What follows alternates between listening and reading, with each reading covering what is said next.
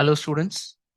In this lecture we will be discussing about the application of calculus in our complete 11th and 12th. We'll be seeing where we use calculus, that is differentiation and integration. As you know, differentiation and integration is a very important tool for us to solve in physics. So in this video I have compiled all the questions from 11th and 12th chapters where we will be using calculus. Not all of it, most of the questions that we will be using I have just incorporated in this video. I hope you will like this video. You will go through this and please try to share and subscribe with your friends as well. So let us start quickly now. So here first we will learn the formula for differentiation. What is the differentiation of x bar in the formulas that we'll be using? So if say y is a function of x, then we know dy by dx is called as what? Differentiation of y with respect to x. Dy by dx is called as what? Differentiation of y with respect to x. There are so many applications of differentiation. And first of all, what is differentiation of one standard function x bar n with respect to n? That is n into x bar n minus 1. I'm just mentioning few formulas.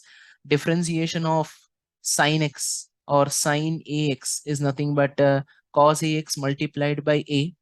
And differentiation of cos x, differentiation of cos ax is nothing but minus a sine into ax. And there are so many rules: addition rule, subtraction rule, quotient rule, division rule, multiplication rule, all that you can just go through.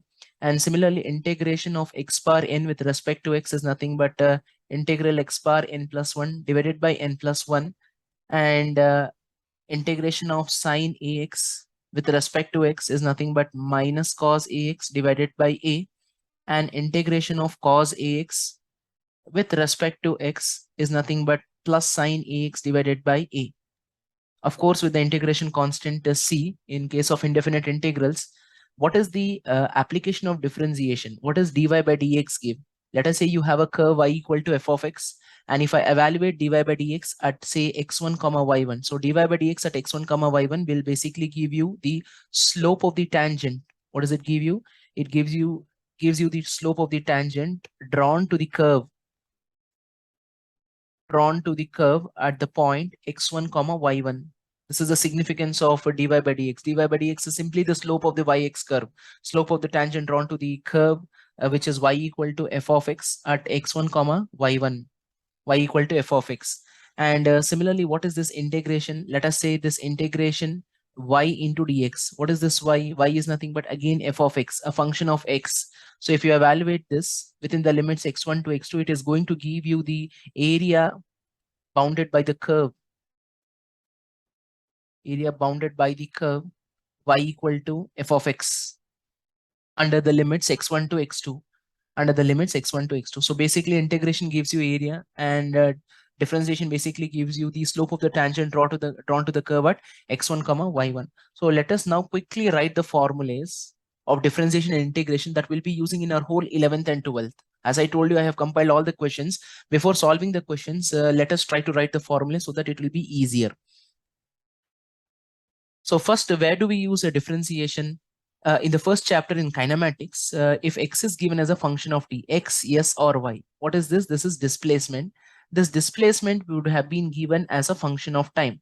This displacement will be given as what? It will be given as a function of time. Like let us say x equal to t square minus 2t plus 4, something like that. So if x is given as a function of t, then what we do is we have to differentiate this with respect to t. What do we have to do? We have to differentiate with respect to t. So if I differentiate x with respect to t, that is dx divided by dt, this will give us velocity. What will this give us? Velocity. Again, if you differentiate velocity, if I differentiate with respect to t, dv by dt, that will give us what? That will give us acceleration. And then forward process is differentiation. What is a reverse process? A reverse process is integration. Forward, if x is given, I can differentiate and get v. If v is given, I can differentiate and get a. The reverse process is integration. If a is given and v is asked, we need to integrate. So what we have to do? We have to integrate. And then if v is given, x is asked, what we will do? Again, we are going to integrate with respect to t. But while integrating, you need to remember that we need to take the corresponding differential equation. So let me take the corresponding differential equation. While integrating, you have to follow these some simple steps. Differential equation you will take. What are the differential equation? One is v equal to dx by dt. This is in terms of v, x and t. One more is A equal to dv by dt. That is in terms of acceleration, velocity, and time. If it is with respect to say AV and X, so what we do, we take the same equation dv by dt, we multiply and divide by dx. Now, what we do, we multiply and divide by dx. So if I multiply and divide by dx, so dx by dt itself is v. So this will become v into dv by dx. You have these three differential equations. These are very important. It will be helpful in differentiation as well as integration. A equal to v into dv by dx. This is the relation which consists of av and x. This is a relation which consists of av and then t. And this is a relation which consists of v, x, and then t. Now, after this, what will you do? You will separate the variables. How do we solve integration? How do we solve a differential equation? We use the variable separable method. Which method do we use? Variable separable method that we will check out while we are doing the numericals. Similarly, this is in motion, translatory motion, or one-dimensional motion, or you can also say we can use in two-dimensional motion also. Suppose, for example, if you are using this in rotational mechanics, this is in translatory motion. This is in which motion, people? This is in translatory motion. In rotatory motion, what do you have? Instead of x, you will have theta. Instead of x, what you are going to have? Instead of x, you are going to have theta. X is the linear displacement, theta is angular displacement. It will be given as a function of t. You differentiate, you will get d theta divided by dt, which is nothing but omega. V becomes omega. You further differentiate omega with respect to t, you will get d omega by dt, which will become angular acceleration alpha. Alpha is nothing but the angular acceleration. So if alpha is given, if you integrate, you will get omega. Omega is nothing but the angular velocity or angular speed. And then if omega is given, if you integrate, you're going to get theta. Same method, same differential equation. Only thing is x will become theta, v will become omega, a will become alpha. So this we use in the first chapter. So in second chapter, what do we see? We see in case of circular motion. We see in case of circular motion, there are two types of acceleration. There are two kinds of acceleration. One is a tangential acceleration that will come whenever there's a change in the magnitude of velocity, which is speed. So tangential acceleration is dv by dt. So here again, we use differentiation. So what is v here? V is nothing but this v indicates it is nothing but the speed. What is this v? This v indicates it is the speed, magnitude of velocity, which is speed. So tangential acceleration is differentiation in speed with respect to time, and centripetal acceleration, we know it is v square by r. And what will be the net acceleration? Net acceleration is the root of tangential acceleration square plus centripetal acceleration square, isn't it? Because we know that when a particle is moving in a circular path, one acceleration will be towards the center and one acceleration will be along the tangent. The net acceleration, according to parallelogram law, is given by root of ac square plus at square. And for this at, we use differentiation, dv by dt. This we use it in circular motion. Then in the next chapter, that is in Newton's laws, we have force. Force is nothing but dp by dt. What is force, people? Force is nothing but dp by dt, rate of change in momentum. This is the instantaneous force. So here we use the differentiation. And we also have impulse. Impulse is nothing but the product of force into time. Impulse is nothing but what? Product of force into time. This you can use if and only if force is constant. When can we use this? If force is constant. Let us say if force is variable. If force is variable, then we have to use the integral form. So if force is variable, then what we do is we calculate the small impulse. What we do? We calculate the small impulse di produced in a small interval of time dt. So impulse is force into time. If the force is variable, then we'll calculate impulse which is produced for a small duration of time. That is a di equal to f into dt. And then what we do, we integrate. What we do, we integrate to get the total impulse. So integration of f dt within the time limits t1 to t2. Integration of di, we'll get it as I. So I is equal to integral f dt from t1 to t2. So again, we use integration here in impulse. We use integration. Then next, in the next chapter in work power energy, where do we use work done? Work done. If force is variable, if force is constant, then what we do? We simply write work done as force into displacement. But if force is variable, we write integral f into dx. If I'm speaking in one dimension, from the limits x1 to x2. Isn't it? Work done is equal to integral f dx. If you want to extend it, if you want to extend into 3 dimensions, you can write fx dx within the time limits x1 to x2 plus integral fy dy from the time limits from the limits y1 to y2, and integral fz dz within the limits z1 to z2.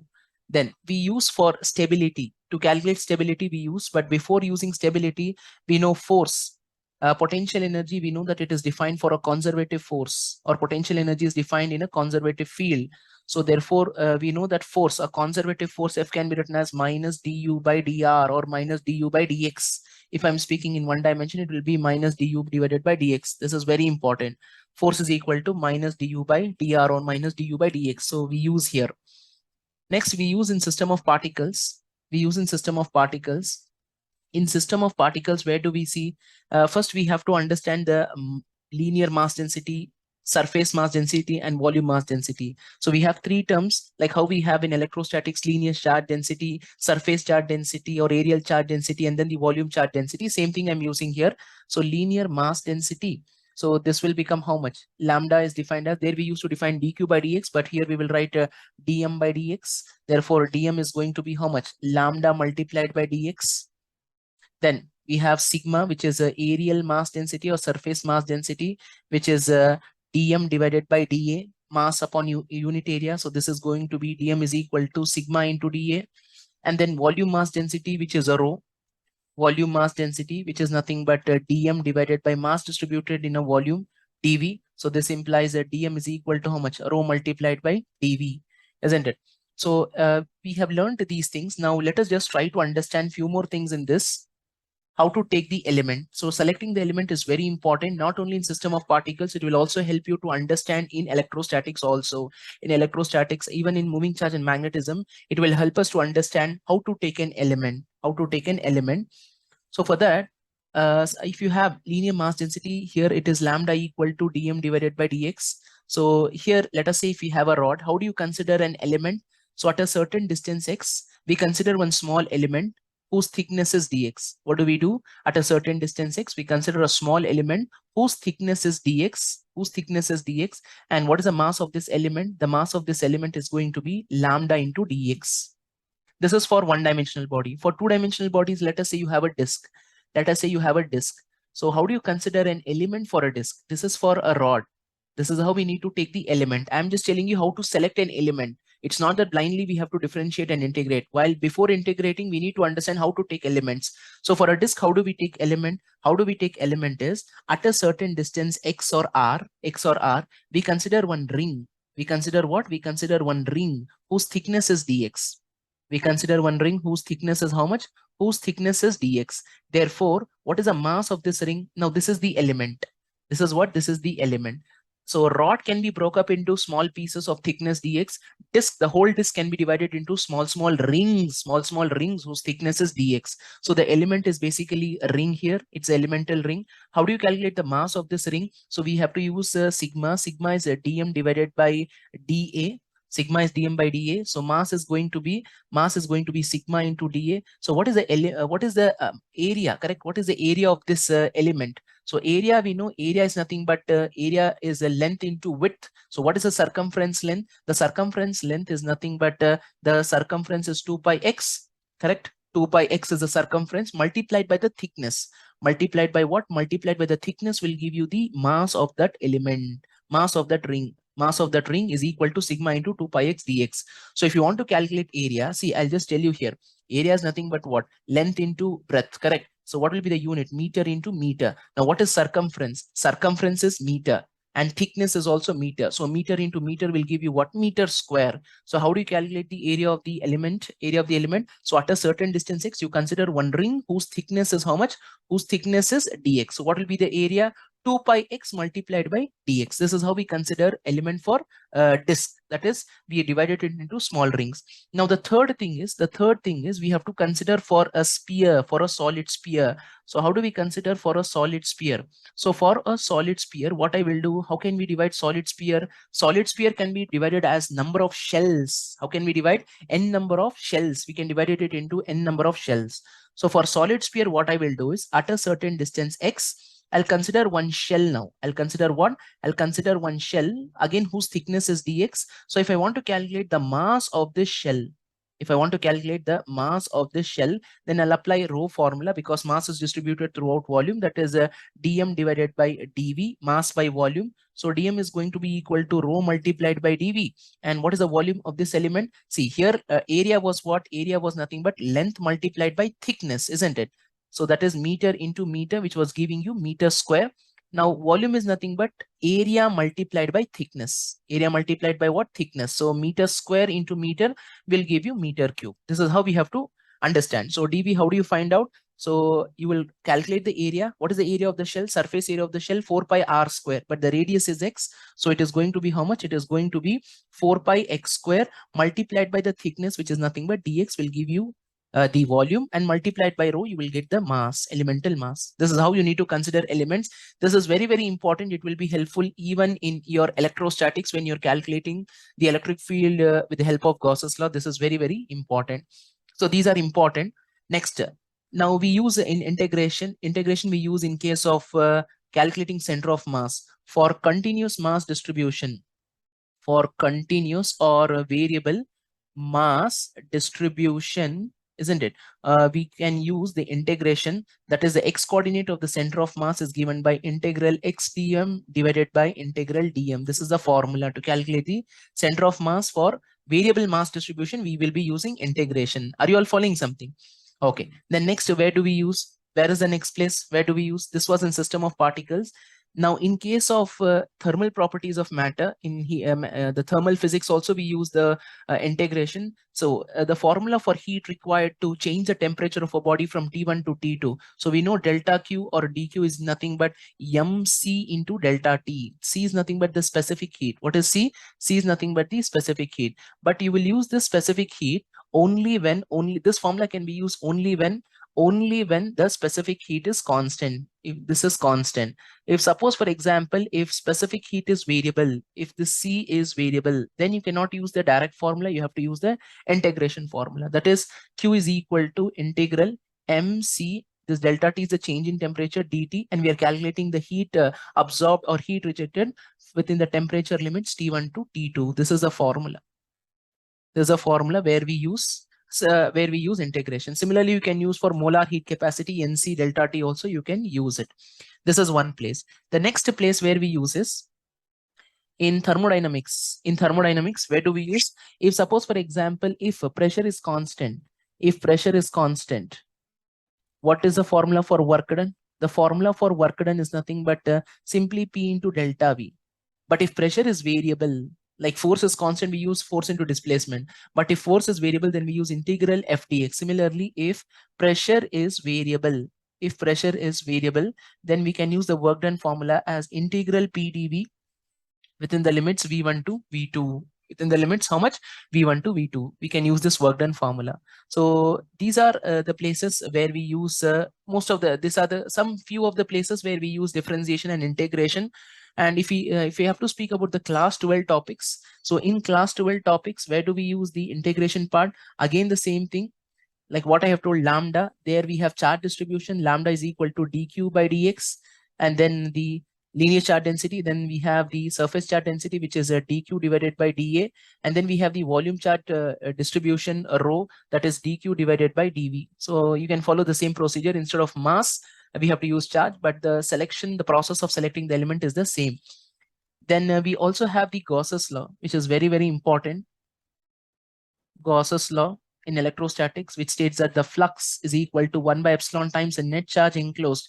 And what is flux formula? Flux is nothing but E vector dot A vector. You can also use integral EDS is equal to 1 by epsilon times the net charge. So if the charge distribution is variable, then we have to calculate the charge using integration. So dq is equal to lambda multiplied by dx. dq is sigma dA, dq is rho dV, and then we can put the q enclosed over here. Then we have in potential.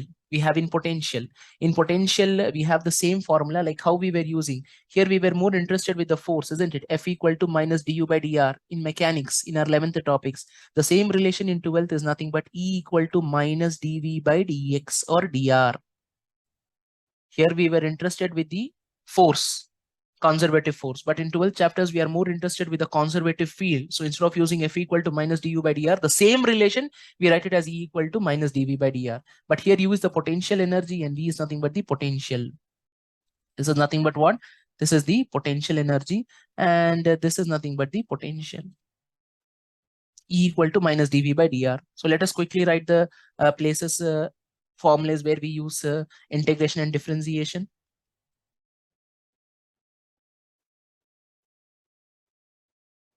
So the formula which I was telling you is E equal to minus dV by dx, but this is in one dimension. This is in one dimension. I have written electric field intensity is a vector quantity. So it has a direction along x-axis I cap. This is in one dimension. If we have to speak in three dimensions, then how do we write the same result? We can write it as E equal to minus dou V by dou x I cap minus dou V divided by dou y into j cap minus dou V by dou z into k cap. Dou V by, I'm just extending dV by dx along y-axis and z-axis.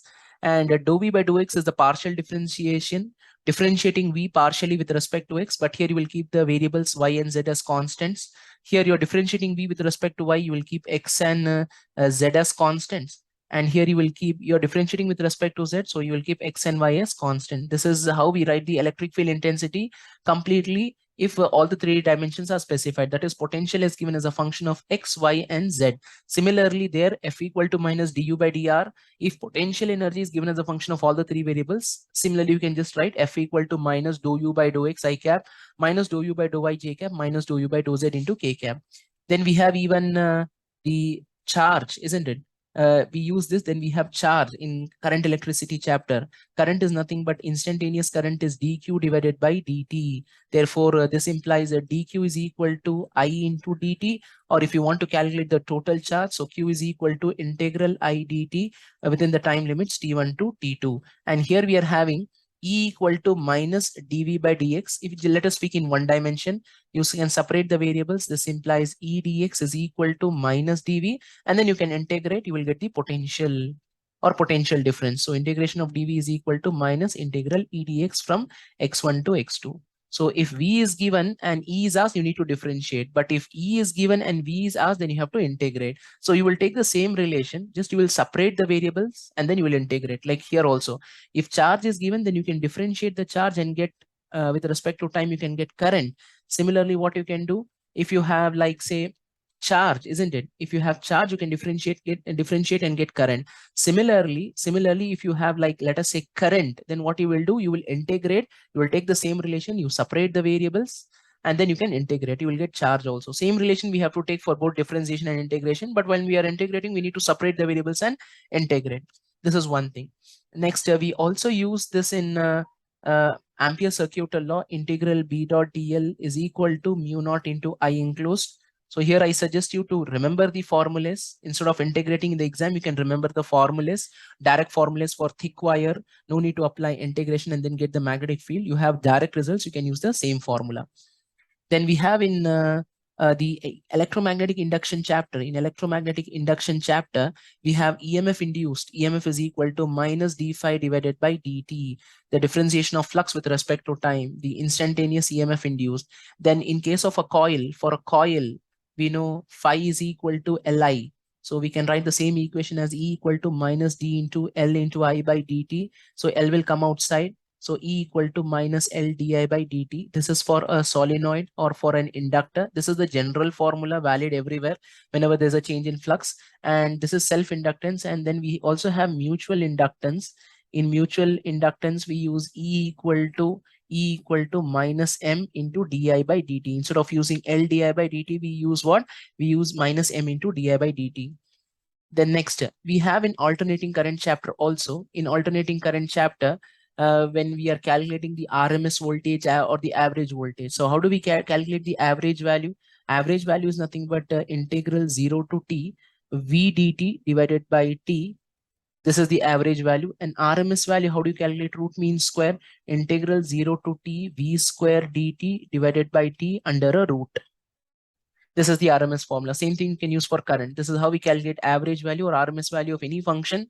So here it is the average voltage. So you need to put V dt. And here it is RMS, root mean square. First you will square, then you will take the average, and then finally you will take the root. Similarly for current also. Similarly for current. But you need to understand what is the meaning of this. I have already told you integral y dx is nothing but what?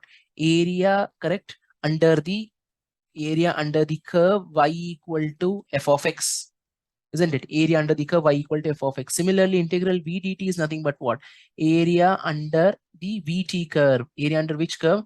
The voltage time curve divided by time. So what is this integration? This is nothing but, instead of v, we have v square. So this is nothing but area, only the encircled part, area under the v square t curve divided by time and under a root. Integration will basically give you area. Differentiation will give you the slope. Similarly, integration will give you the area. But it's not area under the VT curve. It's area under the V square T curve. If you're directly able to find the area, you can do it. If not, then you have to integrate. So these are some of the basics where we have used the differentiation and integration. I have mentioned all the formulas. Now we will start with the problems where we have compiled all the questions. Most of the questions we have compiled so that you will find it better. So let us start with the questions now. The first question, it states that two cars P and Q start from the same point in a straight line and the displacement equations are represented as shown. So displacement of P is given, that is AT plus BT square, and displacement of car Q is given. What is the displacement of car Q? So X is equal to FT minus T square. So just to go through the formulas, correct? Go through the formulas that I have given and you can just keep it aside and just compare and then try to apply the appropriate equation. So whenever displacement is given as a function of time, immediately we should differentiate and get V. There is no second thought for it. Immediately when X is given as a function of T, differentiate and get V. V is equal to dx divided by dt. Therefore, what is going to happen if you differentiate? So A differentiation of T is 1 plus B into differentiation of T square is 2T. So velocity of car P is A plus 2BT. And similarly, if you have to calculate velocity of car Q, displacement of Q is given. So what is the velocity? Again, it is dx divided by dt. So this is going to be F into differentiation of T is 1 minus T square differentiation is 2T. So velocity of car Q is F minus 2T.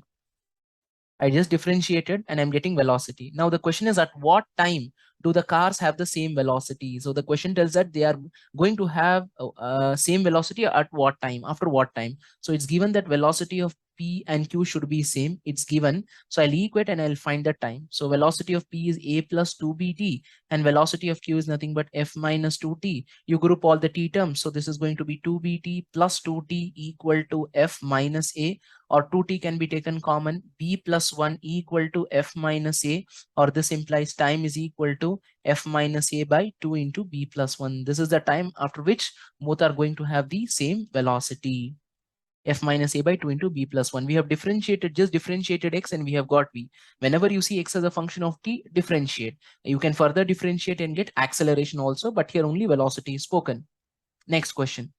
So a particle of unit mass is undergoing one-dimensional motion such that the velocity is given as a function of X, that is beta into X bar minus 2n. I need to find the acceleration. We need to find acceleration as a function of X. So again, it's given a mathematical equation is there. So whenever a mathematical equation is there, we have to think that we have to use calculus for sure. So what is the relation? See, V is given, A is asked in terms of X. So what is the differential equation that we have with A, V and X? We have this equation A equal to V into dV by dx. First equation was V equal to dx by dt. Second equation was V equal to dx by dt.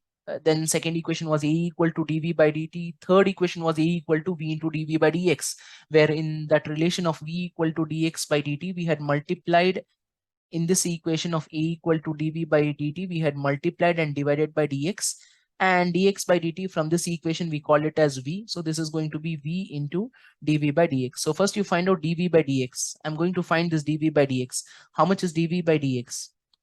This is going to be d by dx of beta into x to the power minus 2n. So how much is differentiation? Beta is a constant. Differentiation of x bar n is n into x bar n minus 1. Instead of n, we have minus 2n. So n into x to the power n, correct, minus 1. So this is going to be minus 2n beta into x to the power minus 2n minus 1. This is my dv by dx. So what is acceleration? Therefore, v. What is v? V itself is beta into x bar minus 2n into dv by dx into minus 2n beta into x to the power minus 2n minus 1. So this is going to be minus 2n into beta is going to be beta square into x to the power minus 2n will be minus 4n minus 1. This is the acceleration as a function of x. So again, we have used the differentiation part.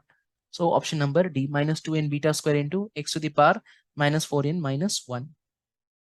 Next equation, if the velocity of the particle V is given as AT plus BT square, then the distance traveled by it. So v is given and x is asked. If x is given and v is asked, we do differentiation. But v is given and x is asked, so we have to do integration. Again, it's a mathematical equation, so we have to think that we have to somewhere use calculus. So blindly, I'm not going to integrate. First, I'm going to take the differential equation.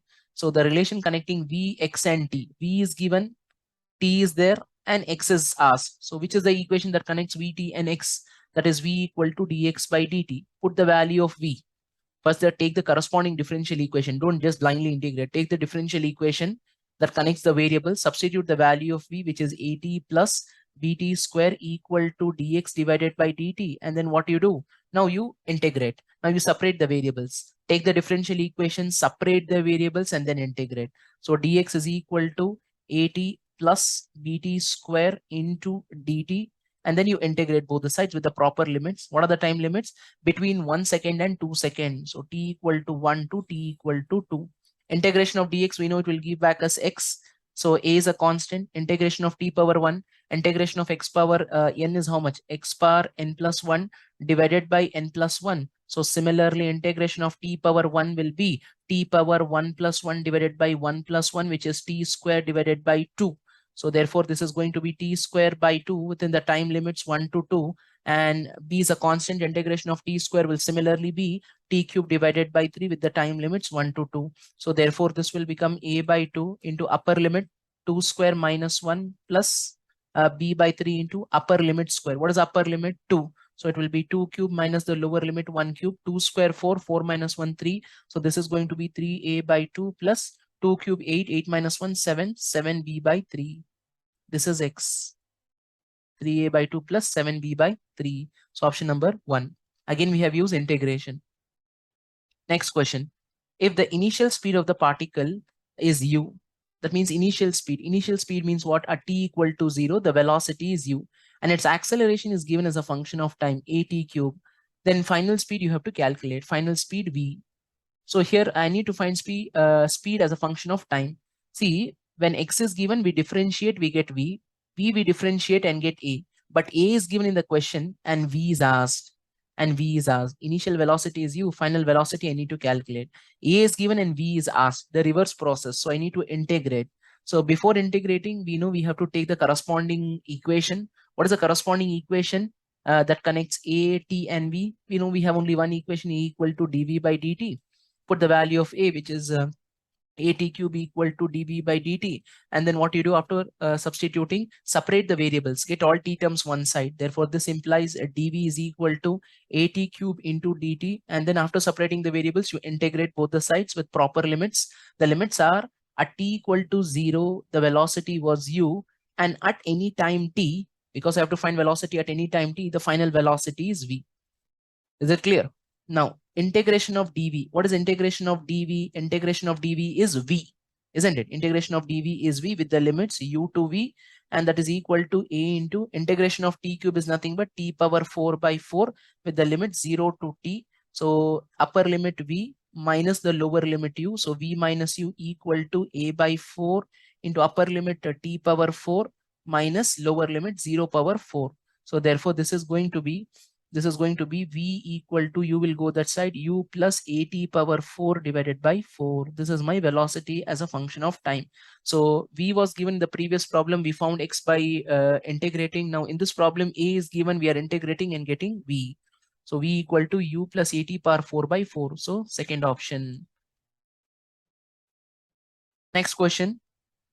The position of a particle x is given as 90 square minus t cube, where x is in meter and t is in second. What will be the position of this particle when it achieves maximum speed along the positive x direction? So we need to find the position, correct? When what becomes maximum? When v is maximum, when the particle attains the maximum speed. So this is also an application of calculus. One application of calculus is what? To find the maxima or minima. This can come in any problem. Application of calculus, any part of physics, when you're doing a problem, you can get maxima or minima, is to find maxima or minima.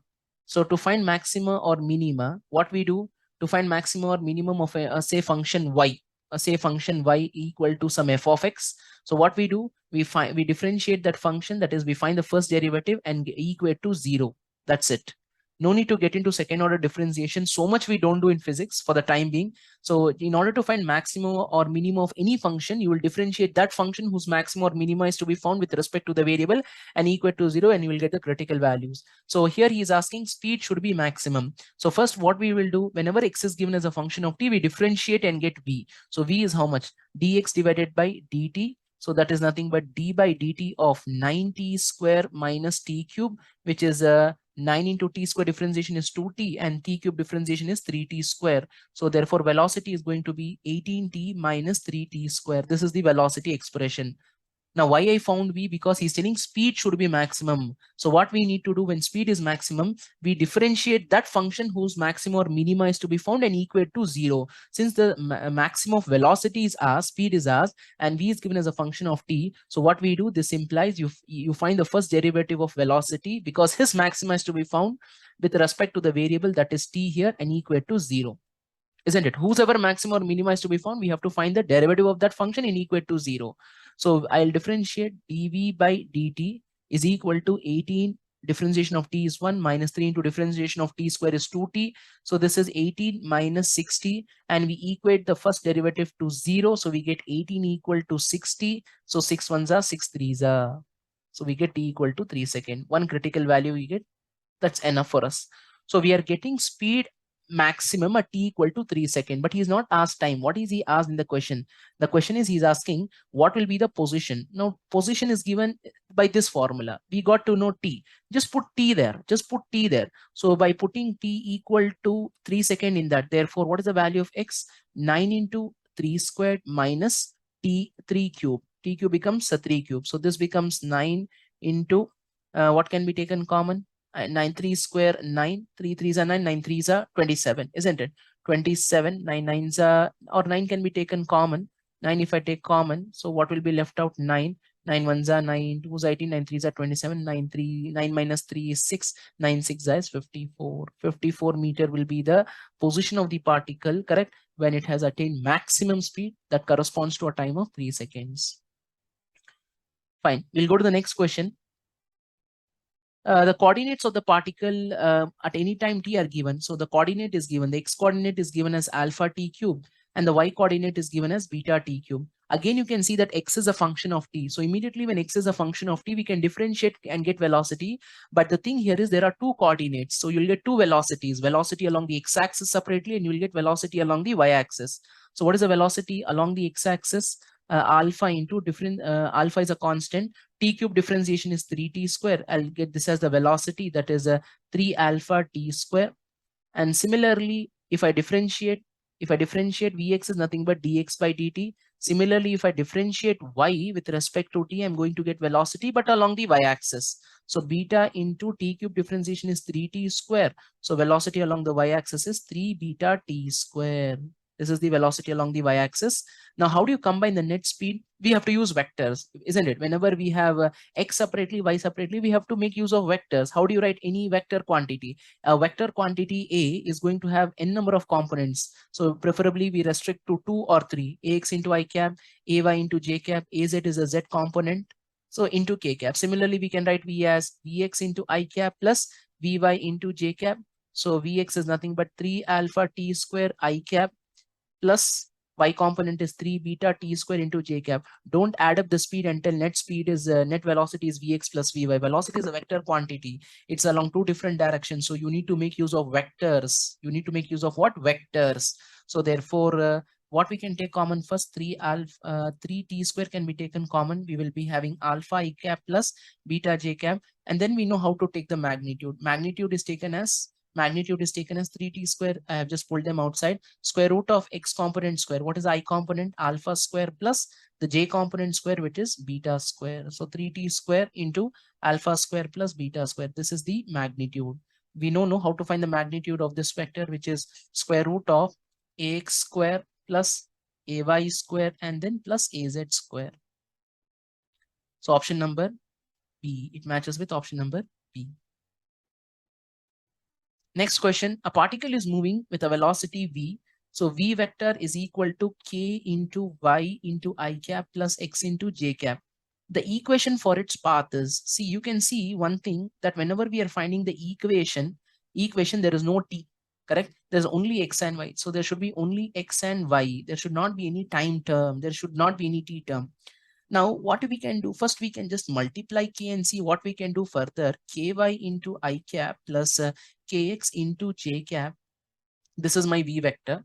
So therefore, if I can just match up with this as vx into I cap plus vy into j cap, I can do this, isn't it? I can tell what is x component and y component. If a vector is given in terms of component, then I can tell this is a x component, this is a y component, and this is a z component. So what is vx? So vx, we see it as equal to ky, and vy, we will get it as equal to k into x, the y component.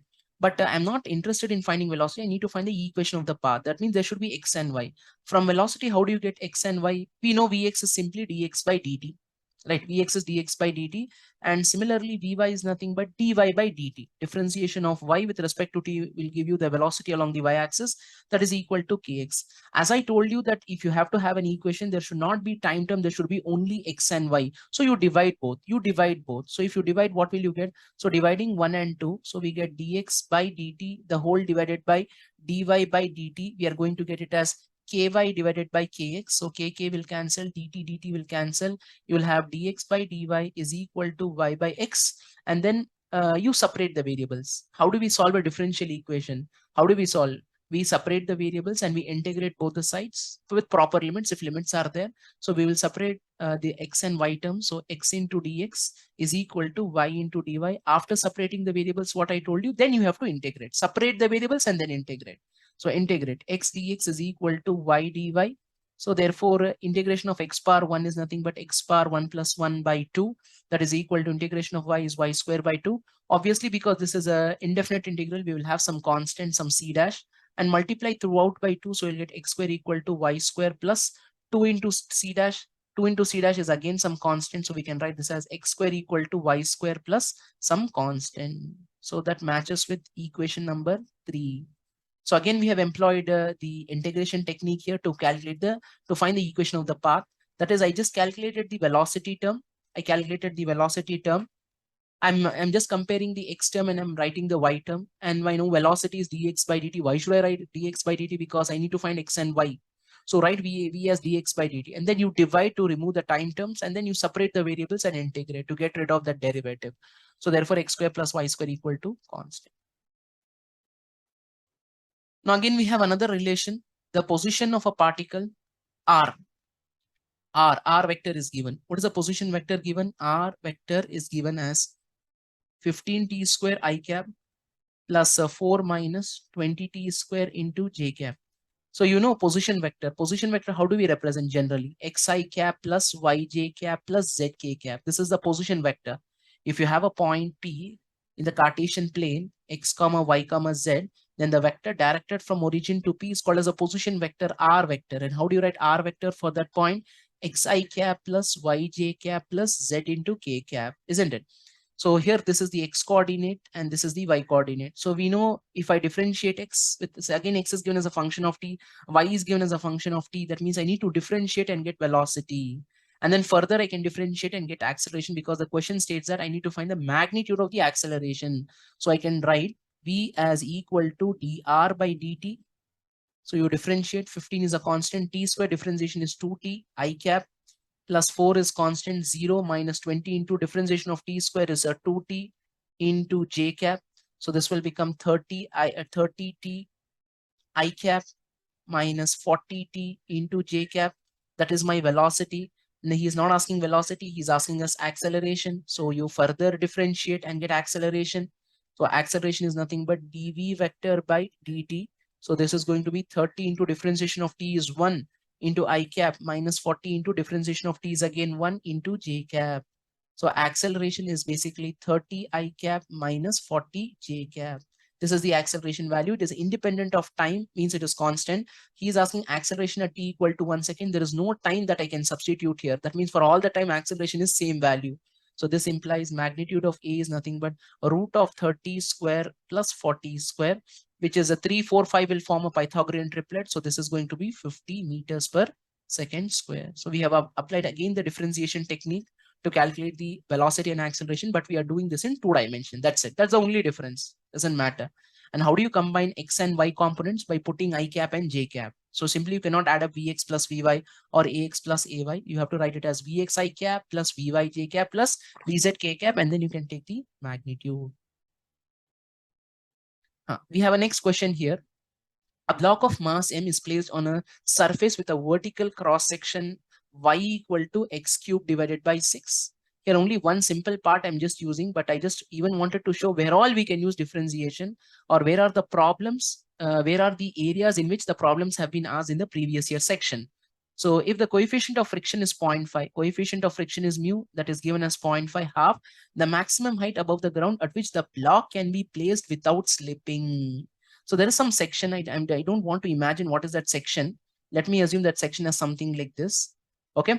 Now here the block is resting, isn't it? The block is resting. So now you need to find the maximum height at which the block can be placed without slipping. So if you just correlate this with the coefficient of friction and the friction part, where the block was placed on an inclined plane, where the angle of inclination was theta. So you know there is something called as angle of repose. There is something called as what, people? Angle of repose. What is the meaning of angle of repose? It is the maximum angle of inclination or the maximum angle theta for which the block can be at rest. It's the maximum angle of the inclination for which the block will be at rest. Will be at what? Will be at rest. So this is a straight section. This is a straight line. So theta is constant, slope is constant. But this is a vertical. This is not a. It's a straight. It's like a straight thing, isn't it? It's something like a curve. So how do you find theta? So what you can do is you can draw tangent there. You can draw tangent there, isn't it? And find out how much angle the tangent makes with the x-axis. That is theta. We know that is only called slope, isn't it? What is the significance of dy by dx? Dy by dx is nothing but it will give you the slope of the curve, isn't it? Slope of the tangent drawn to the curve at that particular point x1 comma y1. So dy by dx is nothing but the slope, isn't it? It is nothing but the slope of the tangent.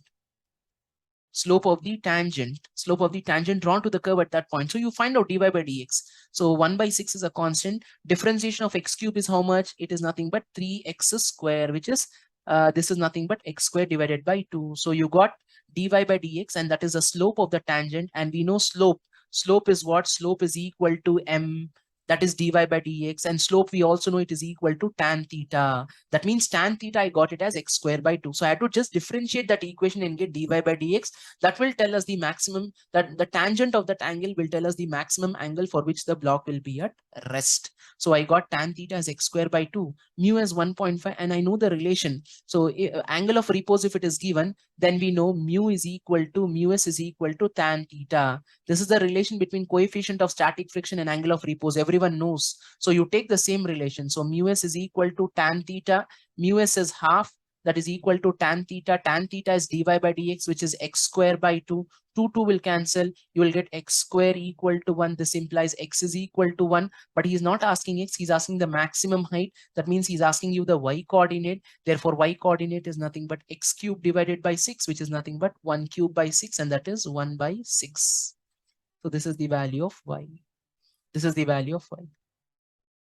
So as you can see, I think you're able to appreciate the places where we are applying differentiation and integration. So all these problems are based on differentiation and integration. The next question. The force, the bullet fired from a gun, the force is given as 600 minus 2 into 10 to the power 5 into t, where F is in Newton and t is in second. The force on the bullet becomes 0 as soon as it leaves the barrel. Then we will find out the time. We'll find the time. So he is given 1 point. The force on the bullet becomes 0. So if force becomes 0, I'll just put it as 0. That is 600 minus 2 into 10 to the power 5t, and I'll find out what is that time. I will tell you later where we will be using this time. So 600 equal to 2 into 10 to the power 5 into t. 2 1s are 2 3s are. So this is 300, which is 3 into 10 power 2. 5 will come this side. So it is going to be t is equal to 3 into 10 to the power minus 3 seconds. So if force becomes 0, correct? Isn't it? If force becomes 0, then the corresponding time is 3 into 10 power minus 3 seconds. Force on the bullet becomes 0 as soon as it leaves the barrel. As soon as it leaves the barrel. That means the bullet isn't it? The bullet was there inside the barrel, or inside the barrel for this much of time, 3 millisecond it was there. Now he's asking what is the average impulse imparted to the bullet. So you need to calculate the impulse. So what is the force, people? Here force is not constant, force is dependent on time. You can see that force is dependent on time, it's a function of t, isn't it? So in that case I gave you the formula that impulse is nothing but integral f dt, isn't it? F dt. So integral f is nothing but 600 minus 2 into 10 to the power 5 t dt, and the time limits are, initially time will be 0, and you have to find the force on impulse to the bullet. Bullet was there inside the barrel, correct, for this much of second. So therefore initial time will be 0, final time will be 3 into 10 to the power minus 3 seconds. I hope you have understood. Final time limit is not given. Instead of giving final time, he has given the force on the bullet becomes 0 as soon as it leaves the barrel. So I'll find out, I'll put force equal to 0. That is when the bullet is leaving, isn't it? Barrel, the force becomes 0. You put the force 0 and find out the time. That means the bullet was there inside the barrel for this much of time. Now you integrate. So integration of 600 dt will be 600 into t. Be very careful with the simplification. 0 to 3 milliseconds minus 2 into 10 to the power 5. Integration of t power 1 will be t square by 2. Again, the time limits are 0 to 3 milliseconds. So this and this will cancel. Impulse, you're going to get it as 600 into upper limit 3 into 10 power minus 3 minus lower limit 0 minus 10 power 5 into upper limit square. 3 square, 3 milliseconds. So 3 into 10 power minus 3 whole square will become 9 into 10 to the power minus 6, and 0 is there. So 6 3s are 18, 18 into minus 3 plus 2 will be minus 1, minus 9 into 10 to the power 5 minus 6 will become minus 1. 18 minus 9 is 9. 9 into 10 power minus 1, which is 9 by 10, and that is 0.9 Newton second. This is the impulse on the average impulse on the bullet. Force was variable, so we had to use integration. If force was constant, directly we can multiply I is equal to F into T. Next question we have here. A point P moves in a counterclockwise direction on a circular path as shown. The point P sweeps such that its length, so that length is given as a t cube plus 5. So x is given as a function of t, s or x. So we can immediately differentiate and get velocity, isn't it? Speed is nothing but ds by dt, which is a 3t square, isn't it? Plus 0. This is my v. Okay. Now speed is changing. Speed is changing. As t changes, speed also will change. So we need to find the radius of the path is given 20 meter. So he's asking acceleration of that p. How many accelerations the particle is going to have? One is it is going to have the centripetal acceleration, and one is it is going to have tangential acceleration. Tangential acceleration, when the speed changes, here speed is changing. Speed is dependent on time. As the time changes, speed will also change, isn't it? So therefore tangential acceleration will come, and centripetal acceleration will come whenever there's a change in the direction of the velocity, isn't it? So therefore what will be the net acceleration? The net acceleration is going to be a root of AC square plus AT square. So here only we need to find tangential acceleration. Let me do the calculations here. AC is V square by R, centripetal acceleration. V is nothing but 3t squared the whole square by R. And he's asking a t equal to 2 seconds. So put t equal to 2. 2 square is 4. 4 3s are 12. 12 square by R. R is how much? R is nothing but 20. So this is 12 into 12 divided by 12 into 12 divided by 20. T square is 2 square 4. 4 into 3 12. 12 square is 12 into 12 by 20. 4 3s are 12, and then 4 5s are 20. 12 3s are 36. 36 by 5. 36 by 5, we'll keep it as it is. And what about the tangential acceleration? This is where we use differentiation. dv by dt. This v indicates the speed, isn't it? This magnitude of velocity is speed. So d by dt of v, I have already obtained it as 3t square. So therefore you will get this as 3 into differentiation of t square is what? Differentiation of t square is 2t. So this is going to give you 6t, and this is nothing but t is nothing but 2. So 6 2s are 12. 5 6 are 30. So what is the net acceleration? 5 6 are 30, around 5 7s, I'll just approximate. 5 7s are 35, 36 I just approximated to 7. So therefore the net acceleration is going to be root of AC square, which is 7 square plus 12 square. 7 square is 49, 49 plus 144. 12 square 144 plus 49, 9 plus 4 13, 8, 9, and then 193.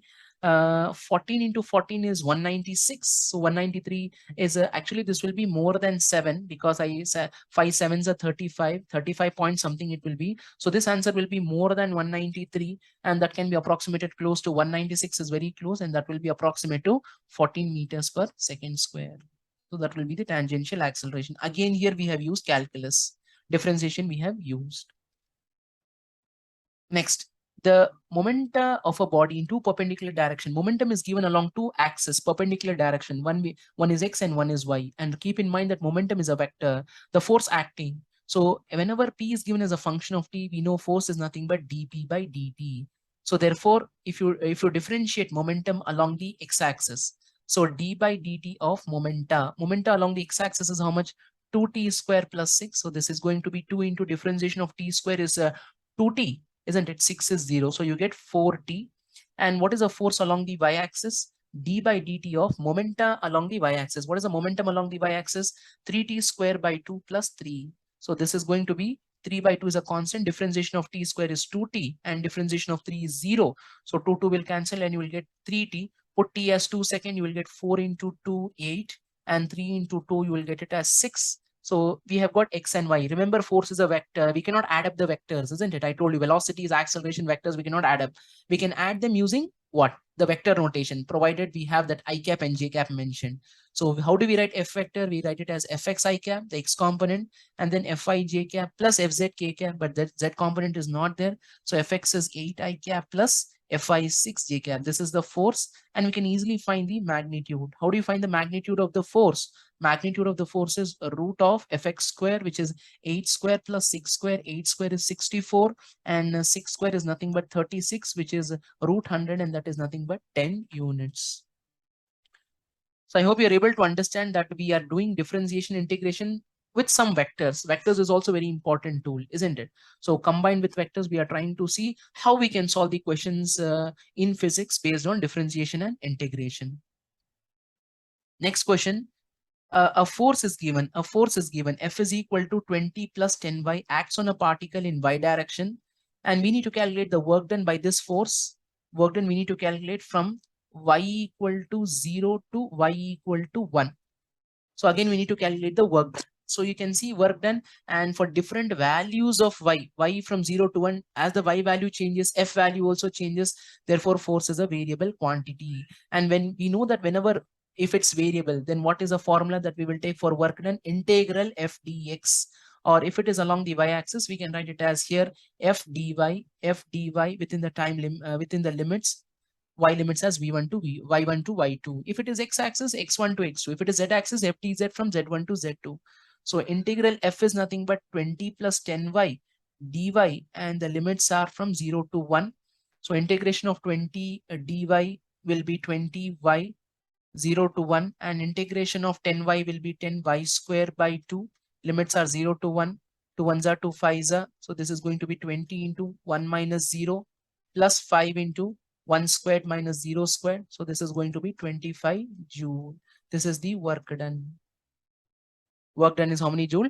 25 joule. So fourth option. Next, here one more question is given. X is given as a function of t again. X is given as 3t minus 4t square plus t cube. The work done during the first 4 seconds. We need to calculate the work done during the first 4 seconds.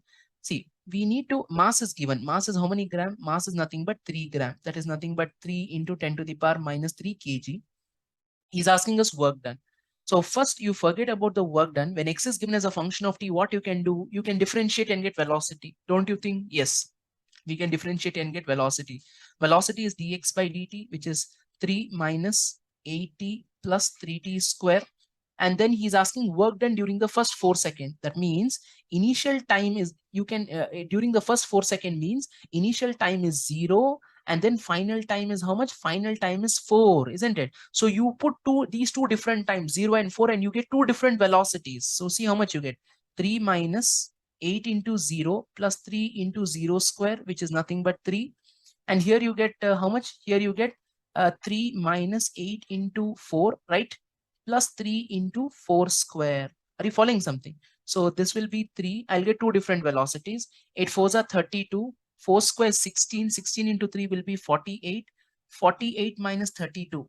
2 to 3, 3 to 4, 4 to 5, 5 to 6, 6 to 7, 7 to 8, 16. 16 plus 48 minus 32 is 16. 16 plus 3 will give you 19. So I differentiated x and I got v.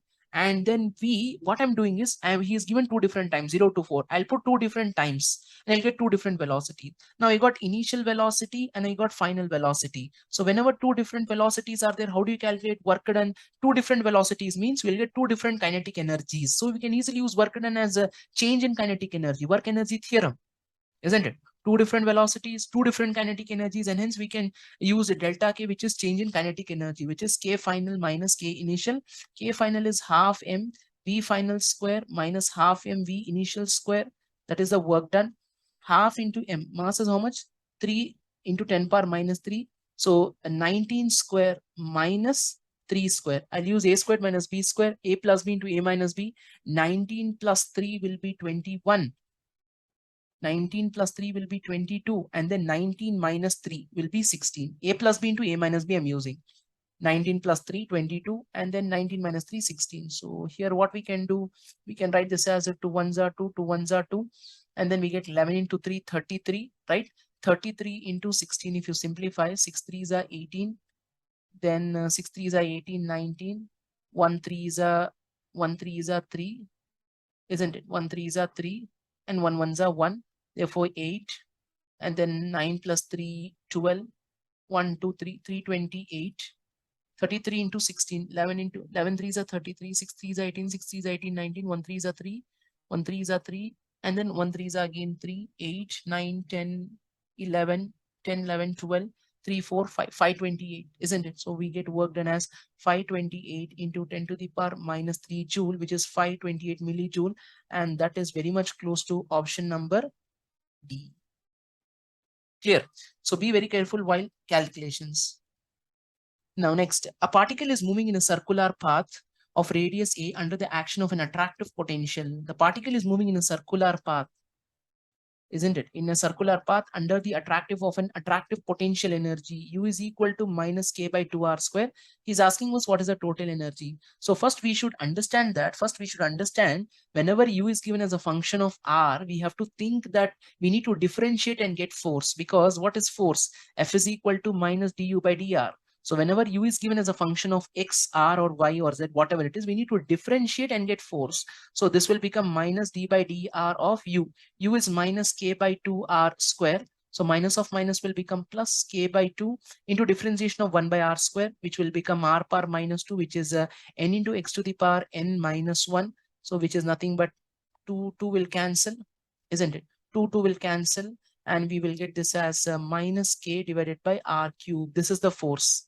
This is the force. Instead of giving us the force, he has given us potential energy. So I differentiated with respect to r and I got force. I have given you this result, F equal to minus du by dr minus k by r cube. It is moving under the influence of an attractive potential. We know whenever a particle is moving in a circular path, there should be a net force acting on the particle towards the center, and that only we call it as what? Centripetal force. Isn't it? There should be a centripetal force. Now, this centripetal force is due to this force. So this force, k by r cube magnitude, will provide the necessary centripetal force, mv square by r. 1r will cancel, you will get r square. So therefore, mv square, you will get it as k by r square. And therefore, we get even the kinetic energy. Therefore, kinetic energy is half mv square. So we will get mv square is k by r square. So this is going to be k by 2r square. This is the kinetic energy which I got. So you need to understand whenever a particle is moving in a circular path, the net force on the particle towards the center, that is only called centripetal force. And due to this force, the particle is moving in a circular path. Question tells clearly it is moving in a circular path due to this potential energy. Corresponding to that potential energy, this is the force. So just equate the magnitude. You know, kinetic energy cannot be negative. That's why I have not taken minus k by r cube. Minus just indicate attractive. So k by 2r square. What is the total energy, dear students? Total energy is a sum of potential and kinetic energy. As you can see, both are same. Both are same. Therefore, this will become equal to how much? This will become equal to 0. This will become equal to 0.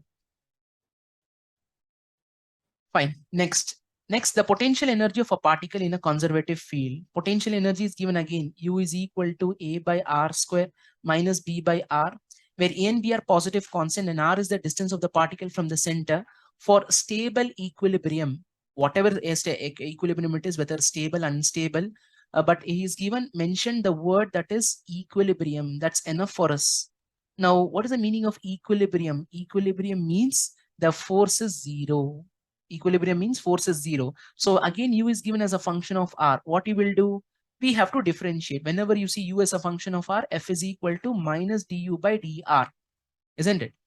Minus du by dr. So this has to be equal to 0 because it's in equilibrium. So du by dr. So d by dr of u. U is a by r square minus b by r. This has to be equated to 0. This implies a is a constant differentiation of r power minus 2. That will be n into r x power n minus 1 minus b into r power minus 1 differentiation is n into x to the power n minus 1, which is minus 2. And this has to be equated to 0. So this term will go that side. You will get 2a by r cube equal to b by r square. R square will cancel. When r will remain, this implies r is equal to 2a by b. This is the position. 2a divided by b. So again, we have used the differentiation part here. Next, the question tells that a body of mass 1 kg, mass is given 1 kg, begins to move under the action of a time-dependent force.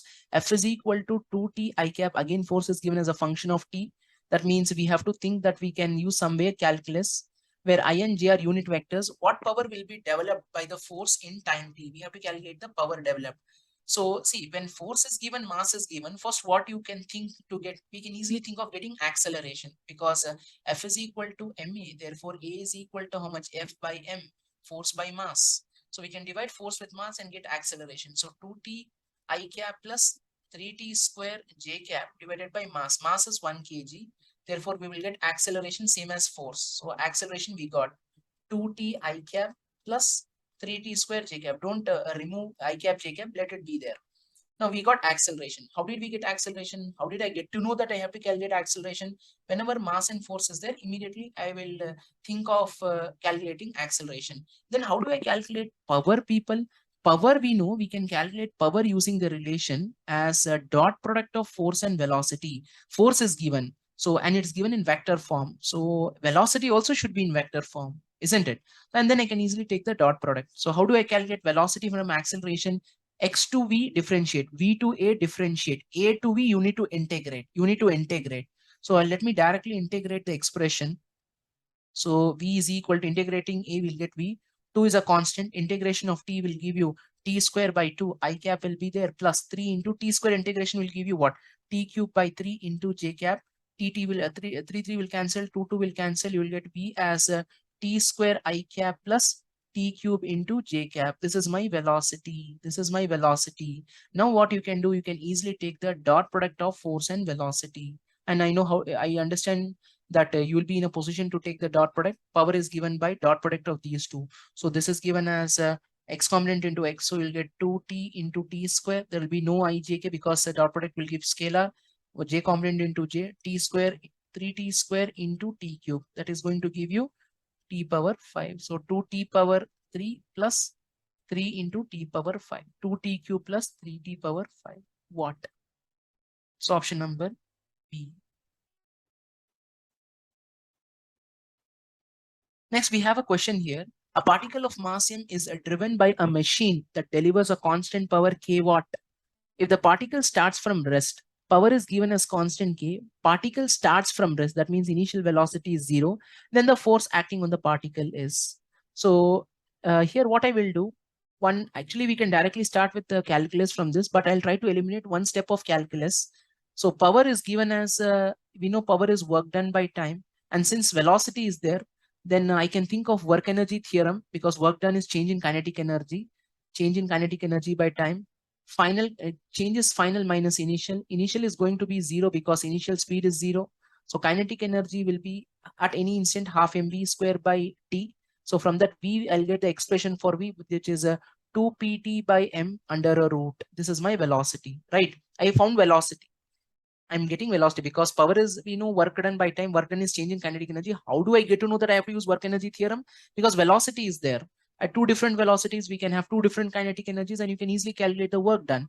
Now velocity is given as a function of t. He is asking us what is force. What is a force formula? Force is equal to mass into acceleration.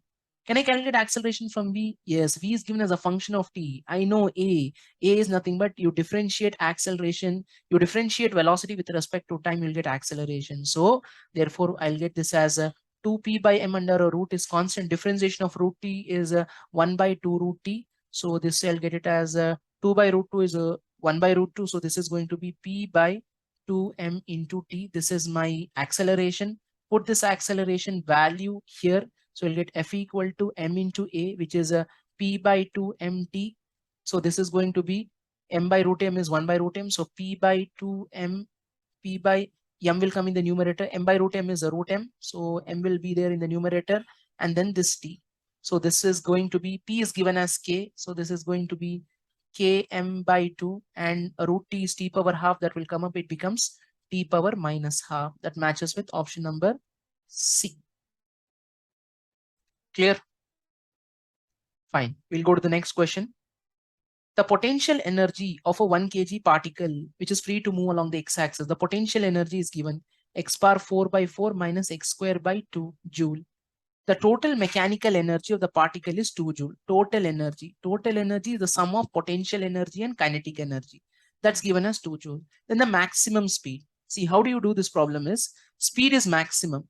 Correct. Speed is maximum means, if speed is maximum, this obviously means kinetic energy should be maximum, isn't it? Kinetic energy is half mv square. Now the sum is constant, no? Sum of potential energy and kinetic energy is 2. So if kinetic energy is maximum, this implies potential energy should be minimum. U is minimum. U is minimum because the sum is constant, and U is given as a function of x. So whenever things are given as a function of x, what we do? In order to find maximum or minimum of that function, we find the first derivative of that function. We need to find the minimum value of u. We need to find minimum value of u. So what I will do, I'll differentiate that first function. I'll differentiate that function du by dx, and I'll find the first derivative when equate to 0. 1 by 4 into 4x cube minus 1 by 2 into x square differentiation is 2x. 2 will cancel, 4 will cancel, equate to 0. Therefore, you will get this as, you can take out what common? You can take out x common, you'll get x squared minus 1 equal to 0. So you'll get x is equal to 0. You will get x squared equal to 1. So you'll get x equal to plus or minus 1. If you put x as 0 in the potential energy, you'll get 0 by 4 minus 0 by 2. It will be 0. You put plus or minus 1. You put any value. Anyways, the power is even. So it's going to be a positive value, whether you put plus or minus. Therefore, I get this value. Now put this value of x and find the minimum potential energy. Potential energy is minimum when that x value becomes either 1 or minus 1. So let me find the value of u therefore. Therefore, x bar 4, that is 1 bar 4 by 4 minus 1 square by 2. I'm not going to find the second order derivative and all that. That is time consuming. So therefore, u becomes 1 by 4 minus 1 by 2. 4 2s are 8. 2 minus 4 is minus 2. So 2 1s are 2 4s are. So potential energy, you will get it as minus 1 by 4 joule. Correct? If you put x as 0, you will get potential energy as 0. But if you're putting x equal to 1 or minus 1, you're getting minus 1 by 4. So minus 1 by 4 is even more lesser than 0. So 1 by 4 is the minimum potential energy. So what is the maximum kinetic energy? This implies the kinetic energy maximum is how much? Kinetic energy maximum will be 2 minus potential energy. So this is going to be 2 minus potential energy, which is minus 1 by 4. So 4 2s are 8. 8 plus 1, that will be 9. 9 by 4. And kinetic energy is half mv square. So therefore, 2 1s are 2 2s are, mass is 1 kg. It's given. So V will be equal to root of 9 by 2, which is 3 by root 2 meters per second. So again, we have used calculus. That is, the concept is, if you want the speed to be maximum, kinetic energy should be maximum, potential energy then should be minimum. Then potential energy is given as a function of x. In order to find the minimum of this function, you differentiate, you find the first derivative of this, equate to 0 and get the critical values. Next. A body is moved along a straight line by a machine delivering a constant power. The distance moved by body in time t is proportional to. See, this question is same as the question which we did a few minutes back. Again, here the question, if you see, delivering a constant power is constant. The distance moved by the particle in time t is proportional to. Let us go back to the same question. See, this question, it is delivering a constant power k watt. But instead of asking here, we calculated force, isn't it? But there, what he is asking, he's asking us to calculate the distance. He's asking us to calculate the distance. So the first procedure will remain the same. V is equal to root of 2 pt divided by m. We need to calculate x. How do I calculate x, people? We need to integrate, because v is there and I have to calculate x. Here it was acceleration, we have to differentiate, but v is there, and to find x we will integrate. So directly I'll integrate. So because there in that question it was just proportional, so v proportional to root t, you integrate here. So what will you get? If you integrate v, you will get x, and t power half integration is t power half plus 1 divided by half plus 1, which is nothing but t power 3 by 2 by 3 by 2. So we see that x is proportional to t power 3 by 2. So one problem, same problem, but two different questions. So for one question, we had to differentiate v to get a and multiply by m to get force, but here he is asking us x. So what you will do, you will integrate, isn't it? From v to get x, you will integrate, and just it's a proportional relation, x proportional to t power 3 by 2. T by 2. So this is the answer for that, t power 3 by 2. Next question, the instantaneous angular position of a point is given. Theta is given as a function of t. Theta is like what? Theta is like x, isn't it? Theta is like x. If you differentiate x, you will get v. If you differentiate theta, you will get omega. If you differentiate v, you will get acceleration. If you differentiate omega, you will get alpha. Isn't it simple? So you differentiate omega, how much you will get? Differentiating theta, you will get omega, which is 2 into t cube differentiation is 3t square minus 6 into t square differentiation is 2t. So 6t square minus 12t, this is omega. And then again, I'll further differentiate and get acceleration. That is 6 into t square differentiation is 2t minus 12. So this is going to be 12t minus 12. This is alpha, isn't it? Angular acceleration. Just differentiating t, like how we differentiated x to v, v to a, theta to omega, omega to alpha. And then t is asking torque becomes 0. We know torque formula. Torque is I into alpha, isn't it? So torque is becoming 0 means alpha should become 0. But what is alpha value? 12t minus 12 equal to 0. So t should be equal to 1 seconds. T should be equal to how many seconds? 1 seconds. Clear? We'll go to the next question. A rod of length 3 meter. So the question is, a rod is there of length 3 meter, and its mass per unit length is directly proportional. Mass per unit length is lambda. Linear mass density is proportional to x from one of its end. Its center of gravity, that is for small body, center of mass and center of gravity will coincide. I need to calculate center of mass. Lambda, you can take it as some kx, isn't it? So how do you calculate center of mass? XCM formula. We know I have given the formula here, integral x dm divided by integral dm, isn't it? So how do I calculate this, people? See, lambda, what is the formula? First, you put the value of lambda. How do you consider an element at a certain distance x? We will consider one small element whose thickness is dx, isn't it? And mass is how much? I'll take the mass as dm. So lambda is how much? We know lambda is dm by dx, mass per unit length as kx. You cross multiply, you will get dm is equal to kx into dx. What will you get dm as? Dm, you will get it as kx multiplied by dx. Put it over here. So how much you will get this as? This you will get it as xcm is equal to integral x dm. Dm is kx dx, k into x dx, isn't it? Dm is nothing but kx dx divided by dm. Dm is just kx into dx. This will become x into x will be x square. Kk will cancel. So integral x square dx, and this is integral x dx. And be very careful, what are the limits? From one end to the other end. So here the limit is 0 and the rod is still here. X is equal to 3. So x starts from 0 and ends till 3. 0 to 3. Integration of x square is nothing but x cubed by 3. X cubed by 3, and integration of x is nothing but x square by 2. And the limits are 0 to 3. And here also 0 to 3. So what will this become? This will become 3 cube. And this is 3. And this will become 3 square. And 2 will go up. 3 square, 3 cube will cancel. You are going to get 2 meters. So the x coordinate of the center of mass is 2 meters.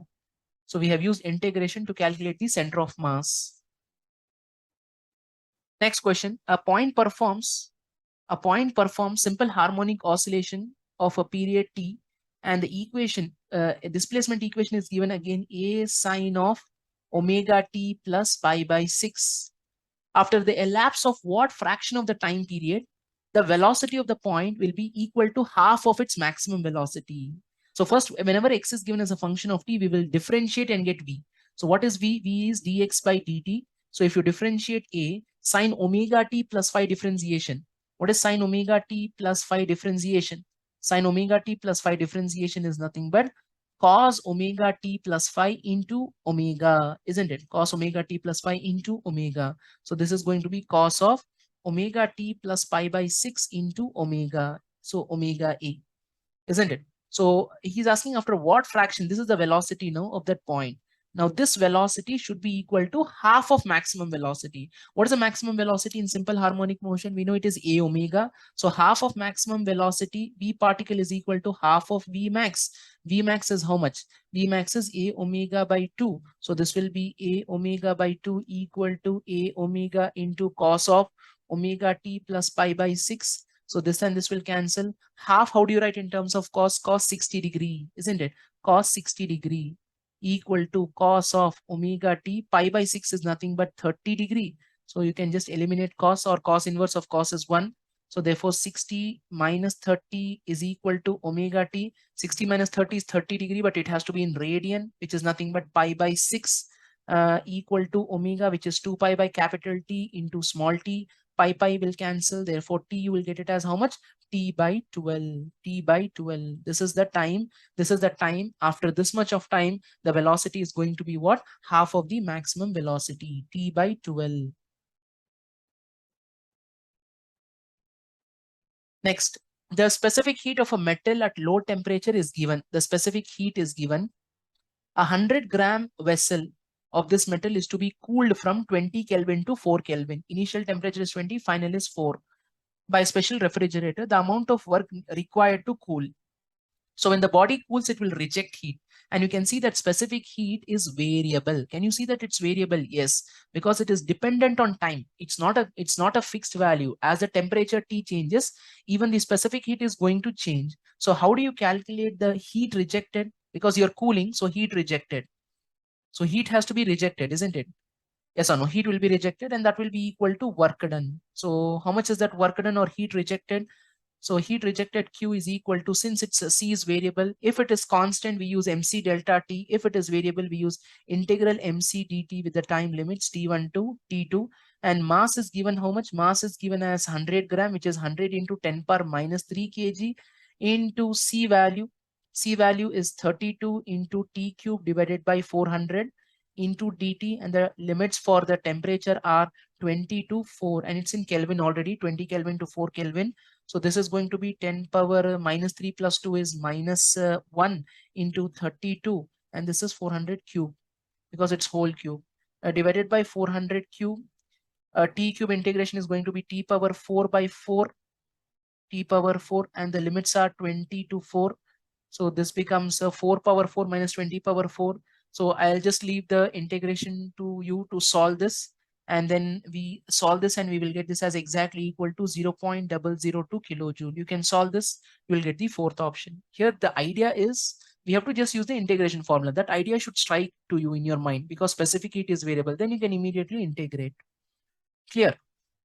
Next, a liquid. This is the graph, exact graph from the NCERT book. A liquid in a beaker has a temperature T, theta, at time T, and theta naught is the temperature of the surrounding. Then according to the Newton's law of cooling, the correct graph between log E, theta minus theta naught, and time T. So since here it is cooling, so from Newton's law of cooling, what is the relation, people? The rate of cooling from Newton's law of cooling, this it suggests that the rate of cooling d theta by dt, isn't it? D theta by dt. We used to write it as what? Yeah, we used to write it as like this: T1 minus T2 divided by T. The difference in temperature equal to minus K. Minus indicate the temperature decreases. Temperature of the body minus temperature of the surrounding, which we used to write it as T1 plus T2 by 2 minus Ts. Isn't it? This was the linear form of that Newton's law of cooling. I'm writing the differential form, and difference in temperature, I'm taking it as, instead of taking dt, because t is time here, I'm taking it as d theta. okay, divided by dt is equal to minus k into temperature of the body minus temperature of the surrounding. So that is equal to minus k into temperature of the body is theta, temperature of the surrounding is given as theta naught. So therefore the correct relation, you separate the variables again. So d theta by theta minus theta naught is equal to minus k into dt. After separating the variables, you integrate, correct? You integrate both the sides with proper limits.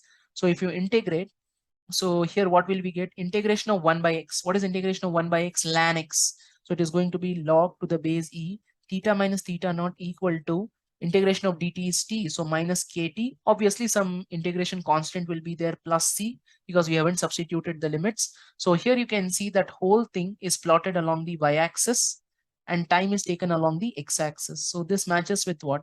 Y equal to minus mx plus c. So therefore the slope will be negative and it will have a positive y-intercept. So it is a straight line. It should be a straight line with negative slope, and that is there only in the first option. Negative slope because theta greater than 90 degree. Slope is obviously going to be negative, and then y-intercept is positive, and the y-intercept is that constant. Next question. The pressure of an ideal gas varies with volume P as alpha into V, where alpha is a constant. Pressure is varying with volume. So volume changes, pressure also will change. So 1 mole of the gas is allowed to undergo expansion such that its volume becomes m times its initial volume. So final volume becomes n times its original volume. So initial volume, if I take it as V, the final volume is going to be how much? M into V. Are you following something? And then the work done by the gas in this process, he's asking us. So here we can see that as volume changes, pressure also is changing. Pressure changes. Pressure changes. Therefore, the pressure is a variable quantity. We cannot calculate directly work done. Work done P delta V we can use only if pressure is constant, but pressure is variable here. So I have to use work done as integral P dV within the limits V1 to V2. So P is nothing but alpha V dV within the limits. Initial volume is V, final volume is MV. And therefore work done is how much? Work done is alpha, correct? Alpha is a constant. Integration of V will be V square by 2. V square by 2. So that is going to be upper limit square minus lower limit square. So that is nothing but m square. Integration of V will be V square by 2. I'll directly write here. V square by 2 within the limits V to MV. So this is going to be m square V square minus the lower limit V square. So here we can take out alpha into V square common by 2 into m squared minus 1. Alpha V square by 2 into m squared minus 1 is the work done. So that matches with which option? That matches with the fourth option. So again, we have used integration here. Next, a uniform string of length 20 meter is suspended from a rigid support. A short pulse is introduced at its lower end. It starts moving up the string. You need to calculate the time taken to reach the support. So this is a question from a waves chapter. So here the length of the string is 20 meter is suspended. So it will obviously have some mass, isn't it? The rope will have some mass. Its mass is not negligible. That is what is the meaning of this question, or the language of the question that it tells here. It starts moving up, the time taken to reach the support. So here, whenever a string is what kind of a wave, people? String is what kind of a wave? String is nothing but it is the transverse wave. It is what wave, people? It is a transverse wave. And whenever you think of a transverse wave, you should immediately think of the speed. V is equal to root of t by mu, isn't it? T by mu. Now, since the rope has some mass, that means tension will be different at different points. Only if the string or the rope has sufficient negligible mass, then the tension value will be same. But since the rope has some mass, then tension will be different at different points. So what I'm going to do in this kind of problems is, first I'm going to find the function at a certain distance x. What is the velocity? What is the velocity I'm going to find? You understood? I'm going to find velocity as a function of x. So what I'll do, I'll cut the rope at that point and I'll connect the two pieces by a light string. So this is x. So away from, connect the two pieces by light string. Away from the knot is a tension. The direction of tension is away from the joint, and weight will be acting. How much is the weight here? Weight is mass per unit length, isn't it? Mass per unit length multiplied by the length of the section, for which we have to calculate the mass, that is x into g. So for equilibrium of this part, T should be equal to mx g by L, isn't it? I hope you have understood how do I calculate tension here. How did I calculate mass of this section? Mass m is there for the whole length L, but we are finding for length x, what will be the mass? M dash, divide both. M dash by m is equal to x by L. This implies m dash is equal to mx by L. This is the mass. That's what I have written here, mx by L, and multiplied by g to get weight. And for equilibrium, these two should be equal. So you substitute here. So mx g divided by L, and mu is nothing but mass per unit length, which is m by L. Will cancel. You will get velocity as a root gx. How much you'll get velocity as a root gx. Then if you know velocity as a function of x, you can think of calculating acceleration, because here I need to calculate the time. So it's good that if I have all the kinematic equation, that is parameters v, u, a, yes, and all these things. So a, we know a is v into dv by dx. We are using calculus here. So v into dv by dx. V itself is how much? A root gx. If I differentiate this, root g is a constant. Differentiation of root x is 1 by 2 root x. Root x will cancel. Root g into root g is g by 2. This is the acceleration, which is nothing but 10 divided by 2, and that is nothing but 5 meters per second square. And it's a constant value. The good thing is that acceleration is a constant value because it came out to be g by 2. Now, when acceleration is constant, we can use the kinematic equations, isn't it? We can use all the kinematic equations. So the time taken to reach the support, So here the pulse was generated. So initial speed was 0. So for the pulse to reach at the other end, so it has to travel a total distance of 20 meter, and the acceleration is a phi. It's a constant value. So we can use a kinematic equation. So we can use s equal to ut plus half at square. Yes, u is 0. So 2s divided by a. 2s divided by a under a root is my t. So this implies t is equal to root of 2 into s. How much is s? 20 meter. A is nothing but 5. 5 4s are 20. 4 2s are 8. That is nothing but 2 root 2. So we have used kinematics, and we could have directly calculated, we could have gone through the integration, but I have calculated acceleration and then I have applied the kinematic equation. So we have just done differentiation. It could have been done using integration also. So 2 root 2 second is the answer for this question.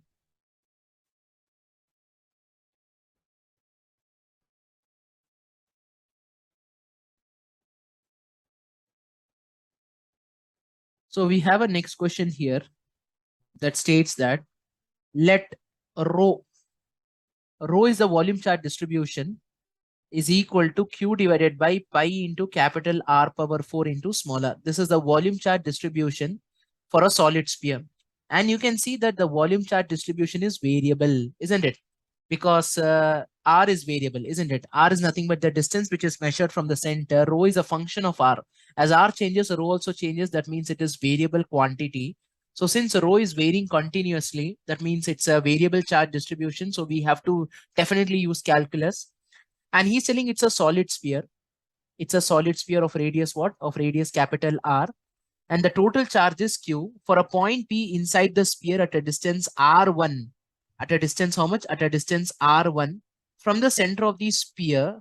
From the center of the sphere, the magnitude of the electric field. That is, he's asking at a certain distance R1, what is the electric field at this point? Remember, this has continuous charge distribution.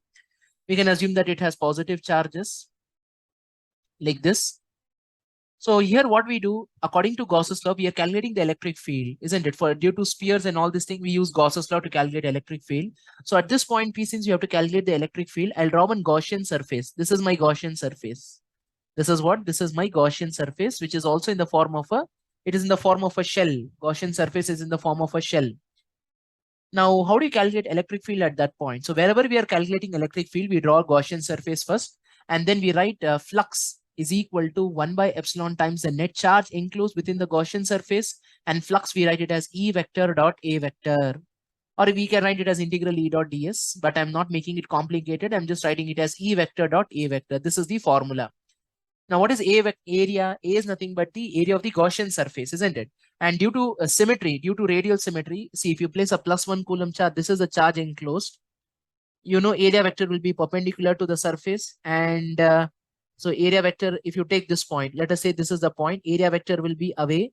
And if you place a +1 coulomb charge, it will move away from that positive charge. So due to radial symmetry, we know We might have done in the derivation that the angle between E vector and A vector is all the time going to be 0 degree. We have seen in the standard derivation in the NCERT book, electric field due to a sphere and due to shells, we have found it is like same like a point charge kq by r square.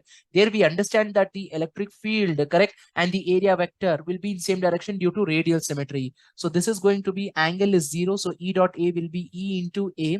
I'm trying to make the calculations more simpler. So area is nothing but the area of the Gaussian surface, which is 4 pi r1 square. Cos 0 will be 1. You need to find what is the charge enclosed. How much is the charge enclosed within the Gaussian surface? This much is the charge, right? This much is the charge enclosed. The total charge is Q. It's not the total charge that is enclosed within the Gaussian surface. Only a part of the total charge is enclosed. So how do we calculate? Since it is it's a variable charge distribution, so we can use here. I'll just make a column here. So rho is nothing but dq divided by dv, isn't it? Charge is distributed throughout the volume. So we are using rho equal to dq by dv, and dq is equal to rho into dv. Already I have told you how to take an element when a sphere is considered. So how do we consider one element? Rho into dv. So at a certain distance r, how do you consider an element? At a certain distance r, you draw one shell whose thickness is dx or dr. This is the shell. So what is the volume of this shell? What is the volume of this shell? Volume of this shell is the surface area 4 pi r square multiplied by the thickness dr. So dv is nothing but 4 pi r square into dr. Now what is dq? I'm solving this complete q enclosed here. I'll try to solve this q enclosed. So rho into rho is nothing but it's given as a q divided by pi into capital R power 4 into small r is there. That small r into this r square will become r cubed. So this will become 4 pi r cubed into dr. Pi is going to cancel. So dq is going to be equal to 4q by capital R power 4 are constants, isn't it? And r cube is left out. So we can integrate to find the total charge. We can integrate to find the total charge. Where I have to find the charge? From the center to the point R1, isn't it? From 0 to R1, we are finding out the charge. So limits will be from 0 to R1. So integration of dq is q. So it is a 4q divided by R power 4. Integration of R cube will be R power 4 by 4. We can see that this 4 and 4 will cancel, and the limits is going to be R power 4, and that upper limit is R1. So it will be R1 power 4. This is my charge. I've just made the calculations more simpler. So what is this q enclosed? So E into 4 pi R1 square equal to 1 by epsilon naught into q enclosed. Q enclosed is how much? Q into, this is the q enclosed, which is q into R1 power 4 divided by capital R power 4. So R1 square will cancel. Therefore, E, you're getting it as q divided by 4 pi will come this side. 4 pi epsilon naught into R power 4 and into R1 square. This is the electric field. So we tell due to radial symmetry, angle between E vector and A vector is all the time going to be 0. So E dot A, I've just written it as E into area. And then Q enclosed is, I need to find the charge enclosed within the Gaussian surface. The limits are 0 to R1. So you can use the rho formula dq by dv, and dq is rho into dv. What is the element? What is the element of the shell?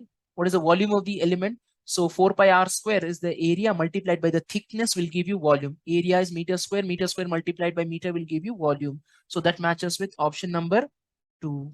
QR1 square divided by 4 pi epsilon naught R1 power 4. Next. So here we have a question. Assuming the electric field exists, E is given as 30x square and it is purely along the x-axis, so no need to worry. Then the potential difference VA minus VO, where VO is the potential at the origin.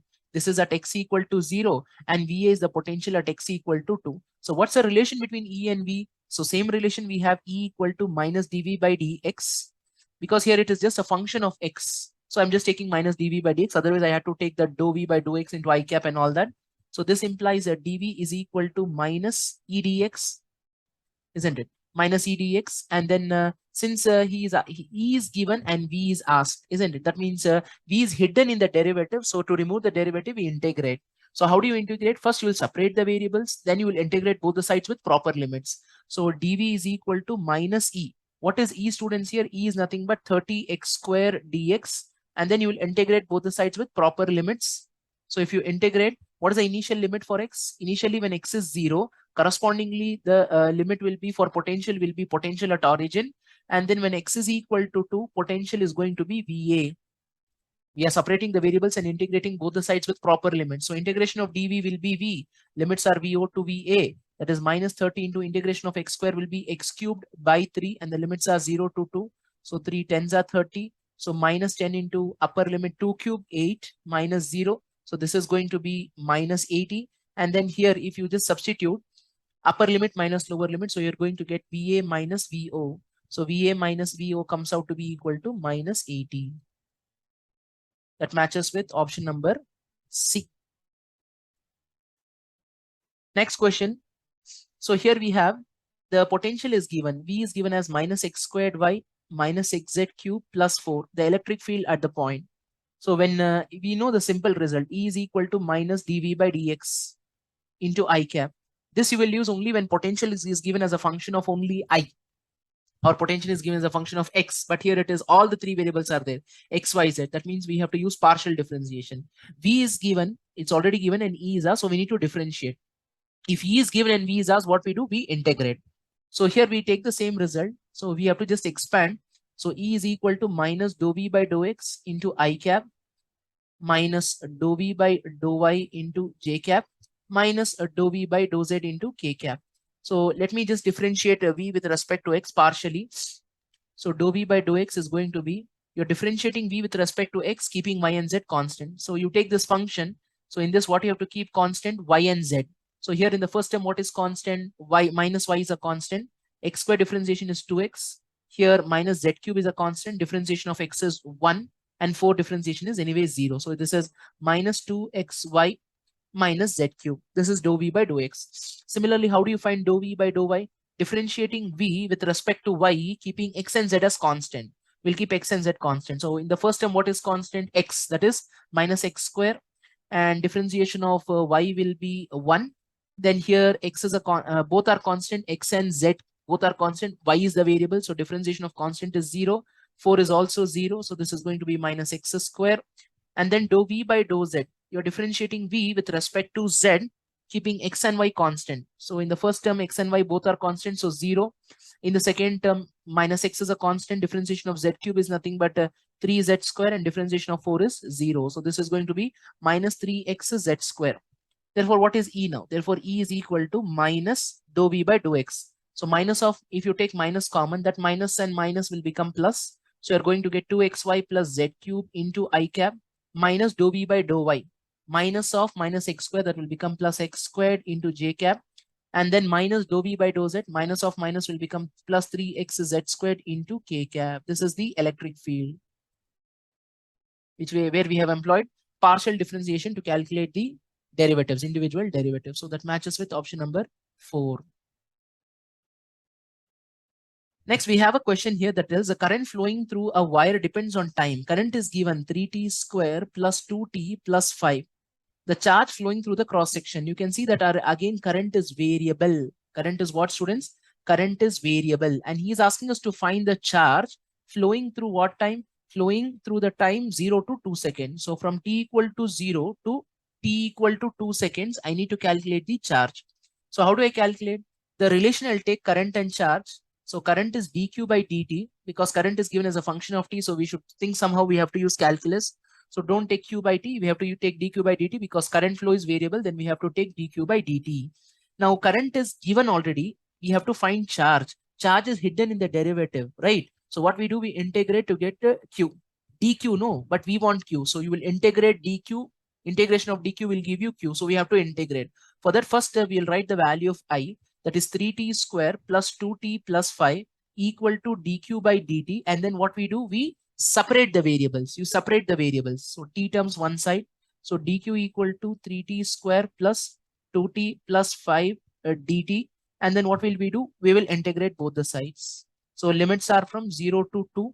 Integration of dq is going to give you q.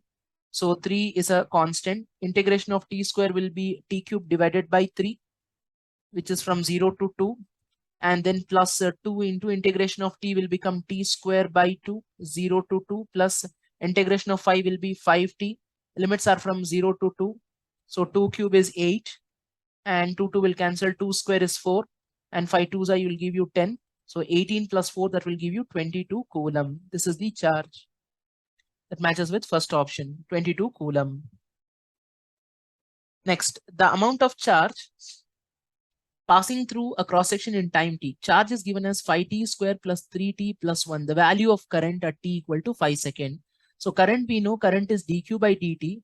So we need to differentiate charge with respect to time to get current. So we have to directly do integration. So differentiate this charge. So how much we'll get? 5 into differentiation of t square is 2t. 3 into differentiation of t is 1. And differentiation of 1 is 0. So current you will get it as 10t plus 3 and put the value of t as 5. So current at t equal to 5 is going to give you 10 into 5 is 50. 50 plus 3 will give you 53 ampere. This is the value of current. That matches with option number C. Next here we have a question. A coil of resistance 400 ohm. Resistance is given 400 ohm. Is placed in a magnetic field. If the flux is changing according to the equation 50 t square plus 4, then the current at t equal to 2 seconds is asked. So how do we find the current, people? Whenever flux is given as a function of time, we have the equation, we can calculate EMF, which is a minus d phi by dt, isn't it? So we need to differentiate flux with respect to time. So how much will this be? Minus of 50 into differentiation of t square is 2t and differentiation of 4 is 0. So this is going to be minus 100t, minus 100t. Now he's asking us current. So how do you calculate current with EMF? This is the EMF induced. This is the instantaneous EMF. So current is EMF by resistance. So that is going to be minus 100t divided by R. This is minus 100 into t is nothing but 2 seconds divided by resistance is 400. So 2 zeros will cancel. 2 ones are 2 twos are. So magnitude, you're going to get it as 0.5 ampere. Minus just indicate the direction of current as per the Lenz's law. 0.5 ampere, 0.5 ampere. Did you understand? Did you understand? A is 0.5 ampere. Are you all following something? 0.5 ampere. Next, for a coil of having L equal to 2 millihenry. So inductance is given 2 millihenry. The current flowing through it is given. I is given as a t square into e power minus t. Then the time at which the EMF becomes 0. This is through a coil. Coil is nothing but, you know, right? Inductor. Inductance is also given. What is the EMF for through the inductor?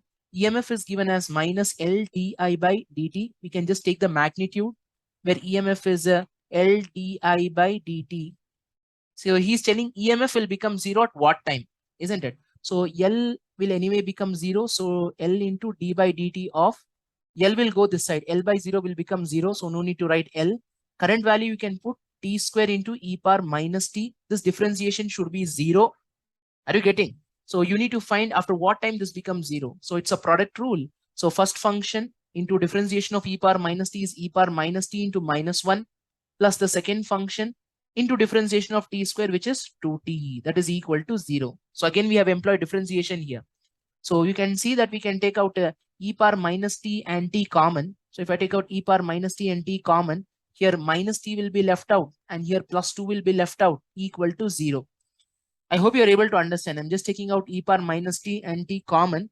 So here you will be having one more t term and with a minus. So minus t and then 1 2 is left out. So this term, if I equate to 0, I'll get t as equal to 2 seconds. T as equal to 2 seconds. That matches with option number A. Next question. It states that two coils have a mutual inductance. M is given 0.005 Henry. The current changes in the first coil according to the equation I equal to I naught sin omega t. So I equal to I naught sin omega t. The maximum value of EMF induced in the second coil. So we know EMF induced in the second coil due to mutual inductance is given by minus M into di1 by dt. Mutual induction is a phenomena where an EMF is induced in the second coil due to current variations happening in the primary coil. So EMF is induced into coil 2, but due to current variations in the primary coil.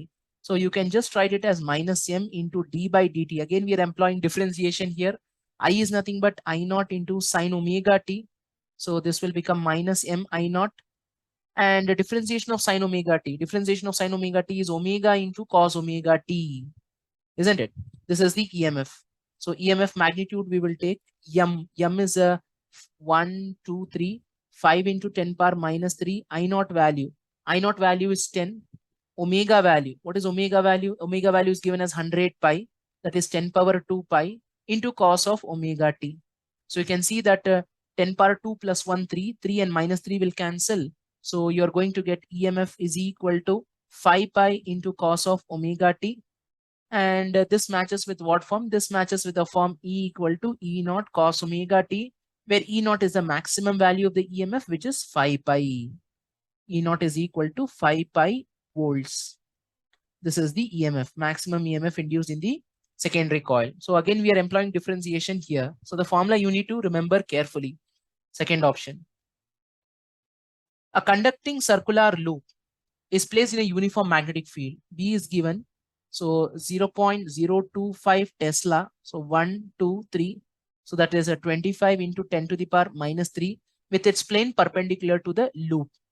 With its plane perpendicular to the loop, a conducting circular loop is placed in a magnetic field with its plane perpendicular. So here he is telling that you have a loop. Okay.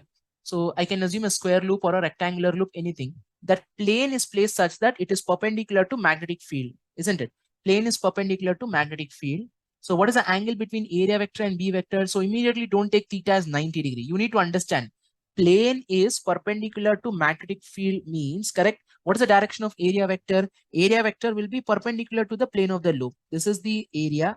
Area vector will be perpendicular to the plane of the loop. So angle between area vector and B vector is 0. So flux will be how much? B dot A. So this is going to be BA cos 0. Cos 0 is simply how much? Cos 0 is simply equal to 1. So flux is simply B into A. Don't take blindly 90 degree. Angle between area vector and B vector is what should matter for you. The radius of the loop is made to shrink. Radius is shrinking at a constant rate of 1 mm per second. So 1 mm, that is 1 into 10 power minus 3 meters per second, is for the circular loop whose radius is shrinking. The radius of the loop is not constant. It is shrinking. That means the radius is decreasing. And this is nothing but dr by dt. Meters per second is meters is length, second is time. So meters per second will be dr by dt. And since it is shrinking, it is decreasing, I'll write a minus sign. So dr by dt I got. So the EMF induced when the radius is 2 centimeter. So EMF induced when the radius is 2 centimeter is the question. So that's the instantaneous EMF. That is, he's asking the one value of EMF or the value of EMF at one instant, correct? At one particular value of the radius, which is the instantaneous EMF. And we know instantaneous EMF is minus d phi by dt. So it is going to be minus d by dt of phi. Phi is nothing but BA cos theta. And here area is spoken in the question. So area can be written as pi into r square. So you take out all outside. So minus b into pi.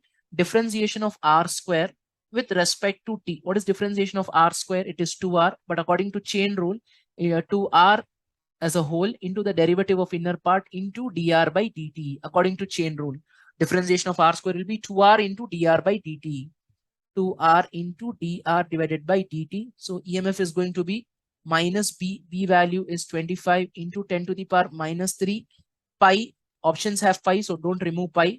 Let it be as it is. 2 into radius. What is the radius? Radius is nothing but 2 centimeter. So 2 into 10 power minus 2 and dr by dt. Dr by dt is minus, so it will become plus into 10 power minus 3.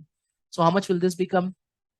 25 into 2r into dr by dt. 2 into r. R itself is 2 centimeter. This is 2 and this is another 2. So 2 into 2 will become 4. So I'll have to multiply by one more 2. Isn't it? 2r. 2 into radius. Radius itself is 2 centimeter. Isn't it? So therefore 2 2s are 4. 25 into 4 will become 100. Isn't it? 25 into 4 will become 100. That 100 and this 10 power minus 2 will eliminate. 100 is 10 power 2 and minus 2. So you're going to get E equal to minus 3 minus 3. That will become minus 6 pi volts. Isn't it? Therefore, this will become pi minus 10 power minus 6 is micro. So it will become pi microvolts. This is the EMF induced. So here you have to remember the chain rule. Differentiation of r square with respect to t is 2r into dr by dt. So pi microvolt, that is option B. The amount of heat generated in a resistor of resistance 2 ohms in a time interval of 2 seconds, if the current in it increases uniformly from 0 to 4 ampere. So current is not constant. So current is increasing uniformly from 0 to 4. Let me plot that curve. The question tells that current is increasing uniformly. Let me plot a IT curve, no, because current is increasing. It is increasing from 0 to 4 in 2 seconds. So it increases from 0 to 4, 0 to 4 in a time interval of how much? In a time interval of 2 seconds. So current is not constant. Current is variable. Can you find the equation of current? Yes, because it's a straight line passing through origin. We know the equation is y equal to mx. Along the y-axis, we are taking current. What is the slope of this line? Slope is tan theta, opposite by adjacent, perpendicular by base. So that is 4 divided by 2, which is 2. And along the x-axis, we are taking time. So this is the equation of the current. Now the question is to find the heat. To find the heat. Heat, we have to use I square into R into T, isn't it? Provided if current is constant. If current is constant. But here you can see that current is variable. Current is what? Current is varying. Current is varying. So because 2t, as t changes, current also changes. So if current is variable, so what formula we use? We use the integral. So which is h is equal to I square R into dt, and with the time limits t1 to t2, isn't it? We calculate the small heat. We calculate the small heat produced in the small interval of time dt, and then we integrate both the sides to get the total heat. Integration of dH is h. H is equal to I square R dt from the time limits t1 to t2. So I've used the same formula. So here what we do, we can use that, substitute the value of I is 2t. So square that, you're going to get 4. Take it outside because it's a constant. T square is left out. And R value, what is the resistance value? 2. That also you can take it outside. T square, time limits are from 0 to 2 dt. And then for 2s are 8.